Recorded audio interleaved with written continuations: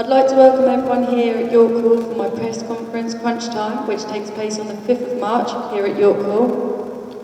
I'm really excited to be staging this action-packed show with a Southern Area title fight, a final eliminator, the English title, an absolutely fantastic undercard, including my little brother who's making his professional debut. So I'm absolutely overwhelmed to be staging this show and I'm so excited. I'm now going to pass over to my dad who's going to introduce the boxers and tell you a little bit about them.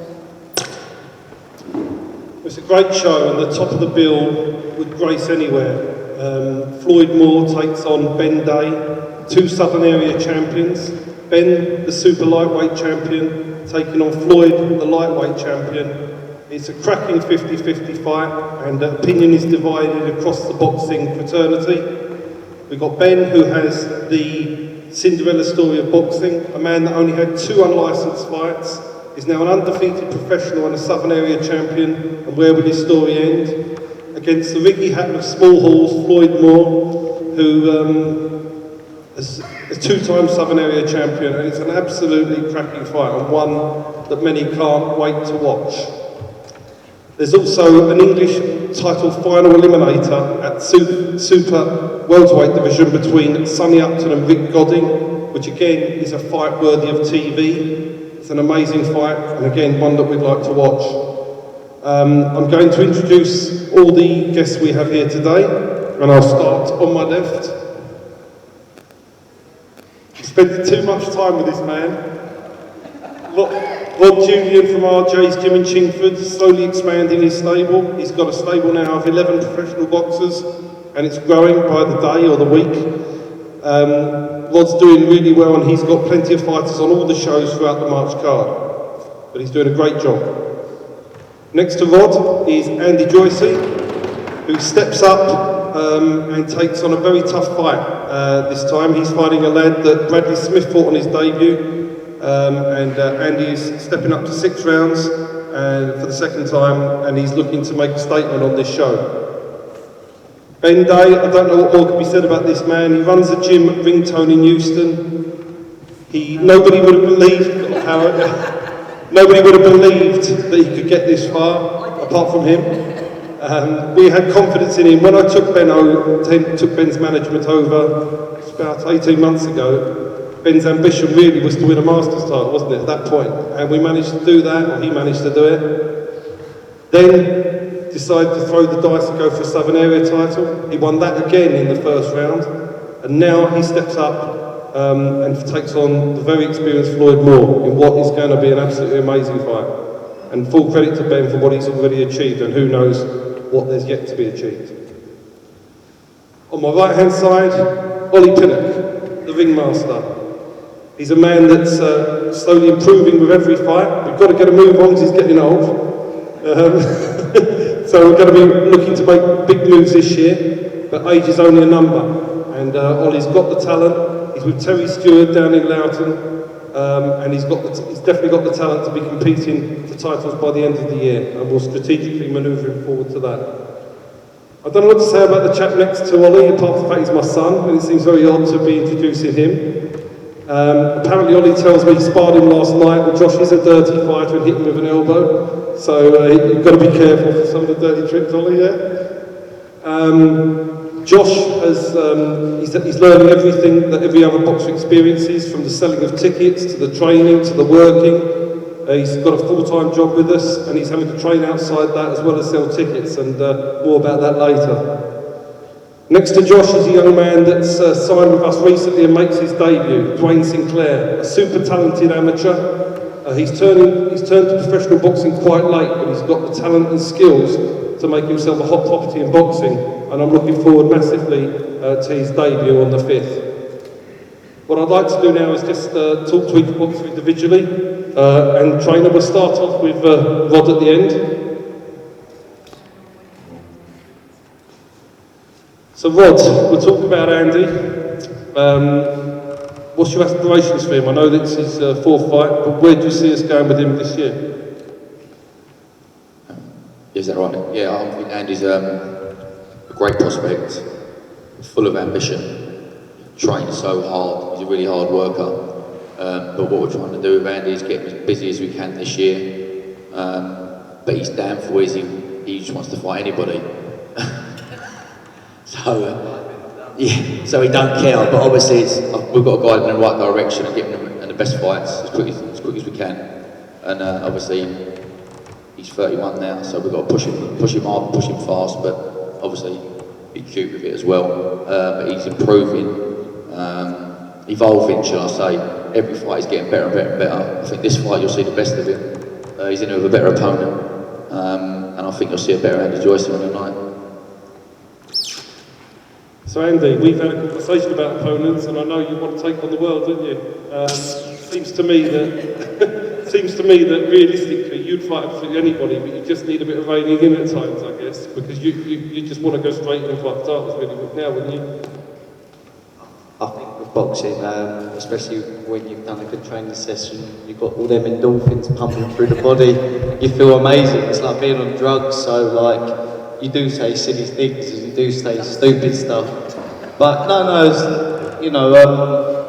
I believe in myself, and I think you should believe in yourself, listen to yourself and trust yourself. And I'm looking forward, and I'm just grateful for any opportunities that come my way. So where do you see your career going this year? I mean, how soon is it before you think you'll be ready to fight for titles? Hopefully I'll get the winner of Bethnal and Floyd Moore. If not, whatever you say, I'll fight whoever you put in front of me. Moving on to Ben. So how about it then? Do you want to fight Andy? We've been smashing each other's head for about 2 fucking weeks now, so can't do that. Just talking about your journey, do you consider yourself in this fight to be the underdog? Do you consider yourself to be the favourite?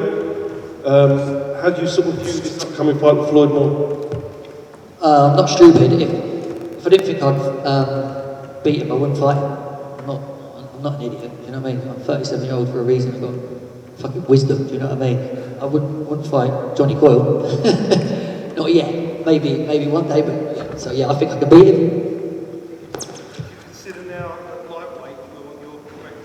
Do you consider it lightweight now that we're on your correct weight, or do you think you've just won a super lightweight title, this is lightweight, do you actually think you could even make super feather? Yeah, Benjamin Button, I'm going the other way, so definitely, yeah. I'm getting fit. Don't forget, like, because I started late, no one knows my level.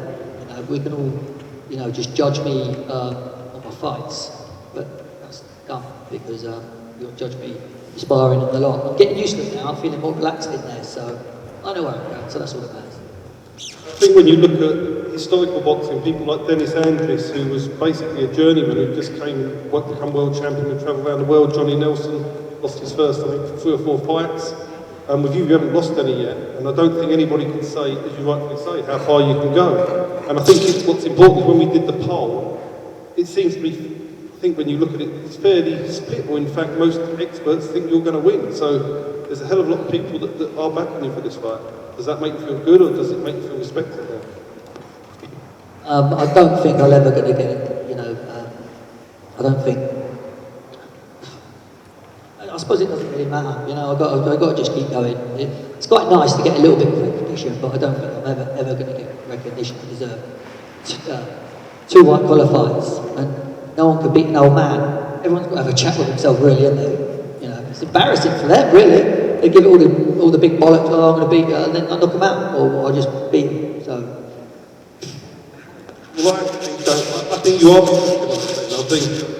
I think in boxing now you are being recognised. We recognise how much you've improved beyond belief, and I think a hell of a lot of people that I speak to throughout the whole of the boxing world recognise you now, and I think you're getting that recognition.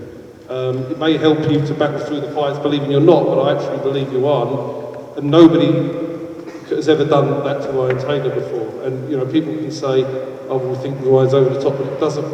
Nobody has ever done that to him before, ever. And I thought it was great performance. You never took a shot. And I think since you've joined up with Rod, you've got even better than you were before. And I just think it's going to be the journey's going to be exciting, and I think at the end of the day, you're no underdog in this fight. I think it's a true 50-50 fight. And I think you deserve everything you've achieved, so it's fantastic. No comment for that, it's bang on, mate, thank you. Moving on to my right, a young man, Ollie Pinnock, trained by Terry Stewart in Loughton. You're young compared to me. Trained by Terry Stewart. Obviously, when you turn pro later on, you've got to adopt a slightly different strategy than if you're sort of 21, 22, haven't you? So how many times do you want to fight this year, and where do you want the end of the year to see you? Personally, I'd like to fight as often as I can. It's not something I really have a number for in my head. I like to take every fight one at a time, get out after every fight within a few, 4 to 6 weeks after every fight would be ideal for me.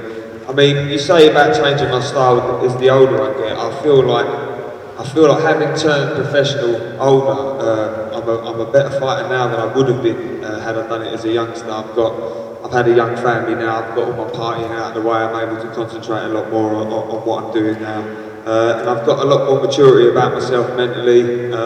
And I'm stronger physically, so I think it's a benefit for me anyway. I mean, everyone's different, but for me, it works. Where do you actually think the journey will take you? Where do you think it ends? For me, like I say, I'm taking one fight at a time. I'd love to get up and have a shot at a Southern area belt, somewhere like that, and then just see where it goes from there. I mean, I'm someone that goes on how I feel, and after every fight I'll just reassess where I am and how I feel and what I'm doing. The way I feel at the moment, I feel like I can go on and on and on, so, you know, bring it on and we'll see where we are by the end of the year. But ideally, you know, come sort of October, December time, I'd like to be challenging for a Southern area belt at the very least. Moving on to Josh. So you're combining a full-time job in boxing now with life as a professional boxer, all the training with Kevin Campion and Terry Stewart, and now the selling of tickets. I don't think people realise that you're out there selling tickets just like every other boxer, so how have you found doing the ticket selling? The ticket selling, that's probably one of the hardest parts. A lot of people let you down. I think every boxer experienced that. But it's quite enjoyable seeing friends and family come out to support you, but it has got its plus sides, but it's hard and stressful. And obviously there's going to be a lot of interest in watching you. Some people will be thinking you're useless and wanting you to fail, and the majority will be supporting you, wanting you to do well. What do you expect people to see when you step into the ring when they're watching you next week? That's a tough one, but I hope people just see somebody who can actually box, not just doing it for the sake of it, and not like what other people have done, just come for one fight and gone again. I want to have a few fights, take one step at a time and see where it goes. Do you feel more any pressure because of who you are in doing this compared to a boxer that's just coming from, say, without being a promoter and involved in the sport on a different level? I think on the outside it looks like you should, but I don't feel it at the moment. Maybe on the day he might get to me, but at the moment I think I'm feeling calm, feel ready. No nerves yet, but it'll come on the day. But no, I don't feel any extra pressure. Moving on to Dwayne Sinclair, a very talented young man. Turned professional fairly late, didn't we? And why so late? And what can you achieve now?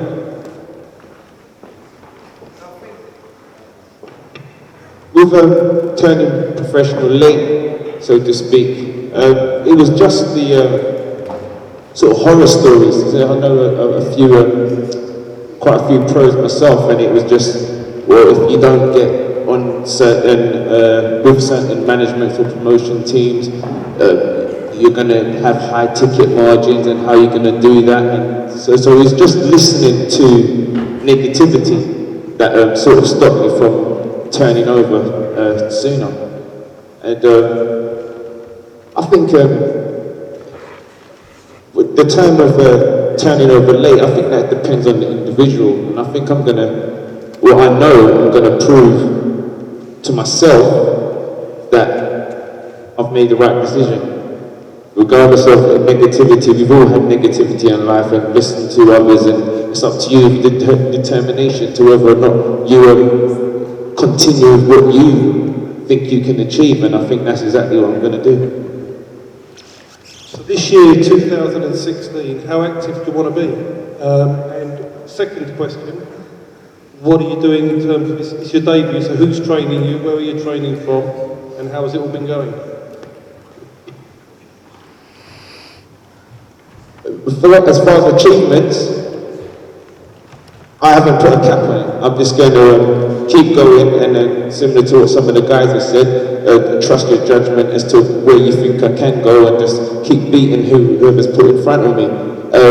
As for trainers, some people might know I had a good amateur career, had a few fights on the unlicensed scene, and I've kept the same trainers through them, and there's been a few more sort of input from other people, so I've had new additions to the team, whether it be like agility coaches and some strength and conditioning from elsewhere. But in regards to technique and so forth, I've just kept the same trainers as I've had when I initially started boxing.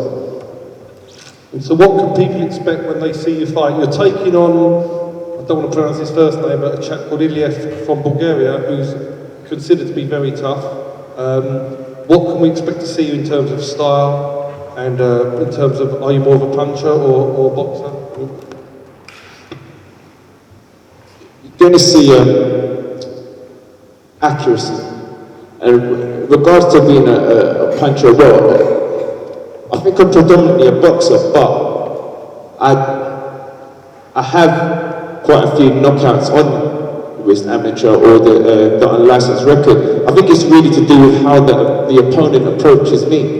That then makes me adapt to the situation and whether or not I can have to take a step back and outbox them, or I'll use their own aggression against them, and that's where I'll get the knockout. So with not knowing much about the opponent, it's again just going to feel him out for a while, see what he's bringing in the first 30 seconds. When I say feel him out, obviously I'm not trying to give away a round, so see what happens. If he's slow off the foot, then that's where my speed and accuracy is going to come in, and then possibly knock out. If not, he's just going to get busted up.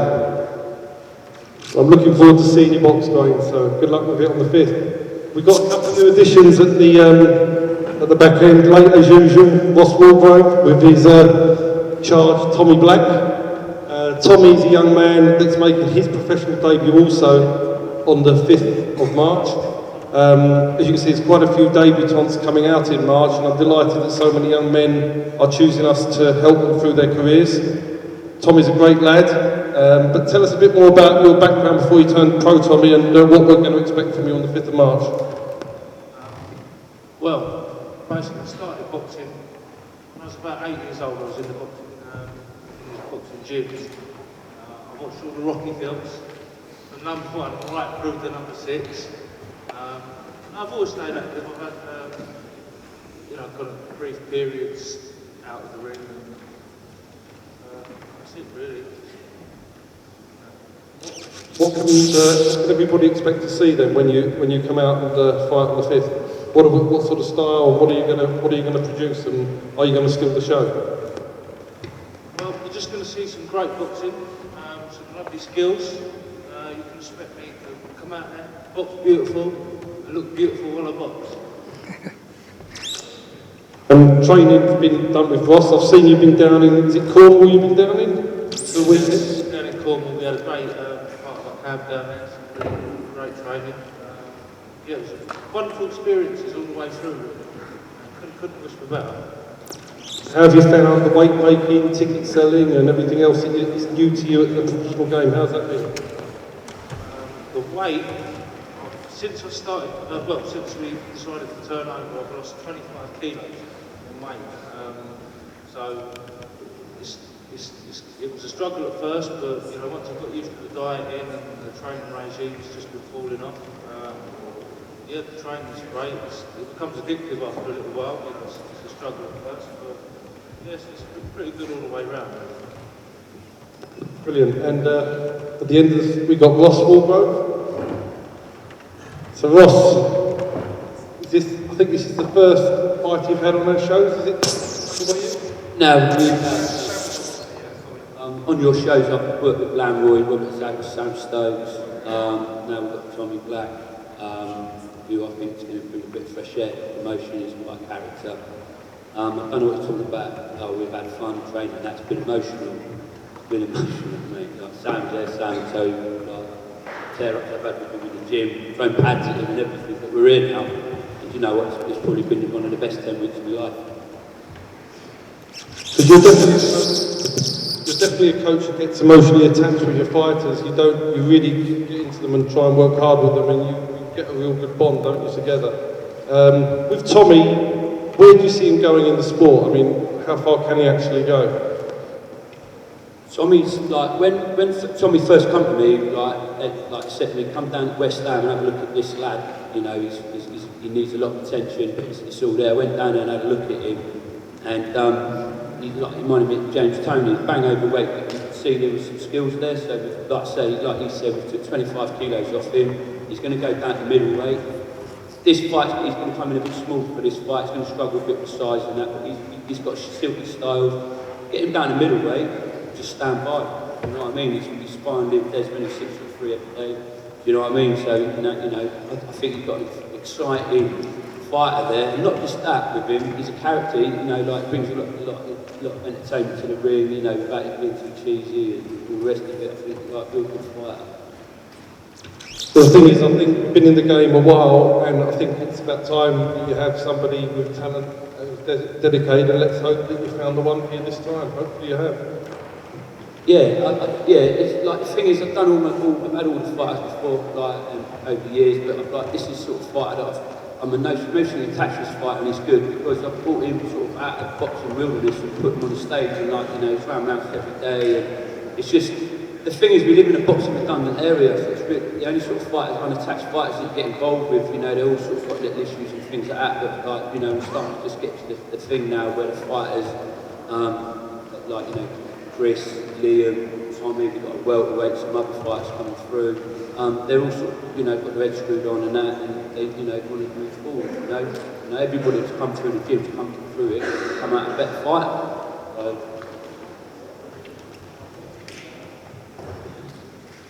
So I'd just like to thank everyone again for coming here today, and let's roll on the show next week on the 5th.